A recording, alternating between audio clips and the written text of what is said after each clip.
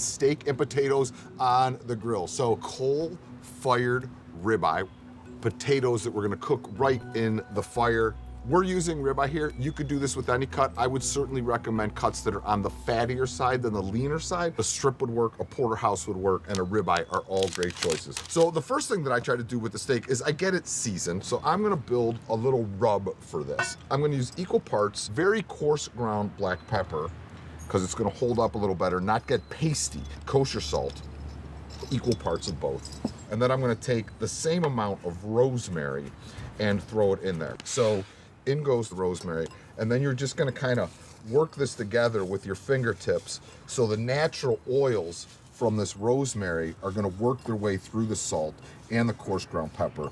This is a thick steak, about 3 inches thick. You have to really go liberally, and what's gonna happen is when we cook this, the salt actually starts to pull some moisture to the surface of the steak, and that's gonna help you form that nice crust on the steak that everyone loves. So you go all the way around, don't miss a spot.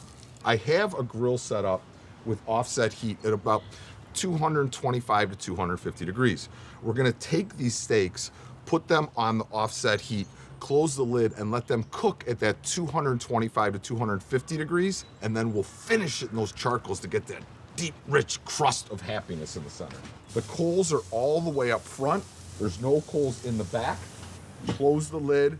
That is gonna take 35 to 45 minutes to get up to the temperature before I finish them in the charcoal.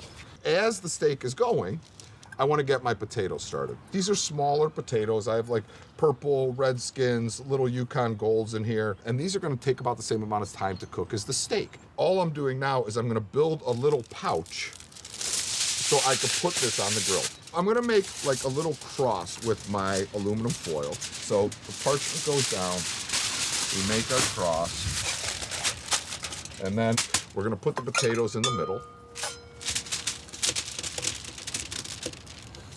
We're gonna take some rosemary, about 3 sprigs, throw them in there, some sea salt, some cracked black pepper.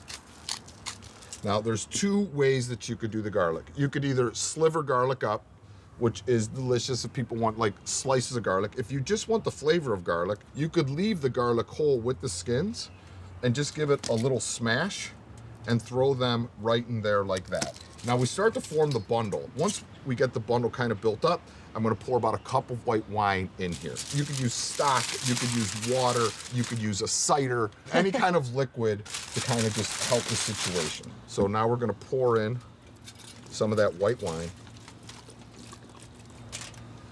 seal the rest of this up. So these are gonna go over on this grill, off the heat. Charcoal is on one side, and we're gonna cook those to about 30 to 45 minutes. All right, our steaks are going. The grill is set at about 225, 250 degrees, because remember, we're doing a reverse sear. So I'm gonna put the thermometer right in the middle. I wanna cook these to about medium rare-ish, maybe a bump over that. So I wanna take them to rare. I'm at 73 degrees. I'm looking for this to get up to about 110, 115. So we're in a good place with this. Potatoes are cooking away over there. Lizzie, I'm very excited. These steaks are, I know you are, right where we want them. I like to take them to about 110-ish, 115. because you're still gonna get those nice and hot, right? Oh yeah, these are going right on the live coals. Look, Woo. ooh, they're very hot. But Oh, yeah. you could test them with the tip of a knife. It's nice and tender. So I'm gonna take my potatoes, very hot, very hot, very hot, to there. Here's where things get a little crazy. I'm gonna take the top off the grill. This terrifies me a little. Are you frightened? A little bit. I really want these steaks to get like a really super char. I'm gonna take them, I'm gonna brush these with a little bit of extra virgin olive oil.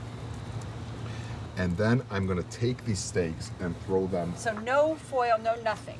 right into the coals. You can see they're now like white, Yes. like super hot. Yes. And we're gonna take these giant steaks Place them gently.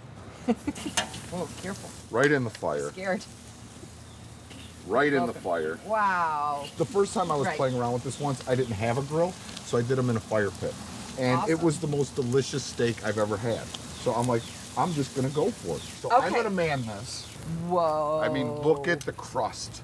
It's that just has formed sparkly with and that bubbly. char. It is, right? Oh, the smell. So I'm just gonna let these kind of rest and hang out. Okay. So I'm gonna bring up my steaks. They are ready to go. I have these beautiful potatoes. I mean, look at this. We cooked them with rosemary, sea salt, some garlic cloves. I'm gonna give them a little, Give them a little shine. splish splash of olive oil on top. Great.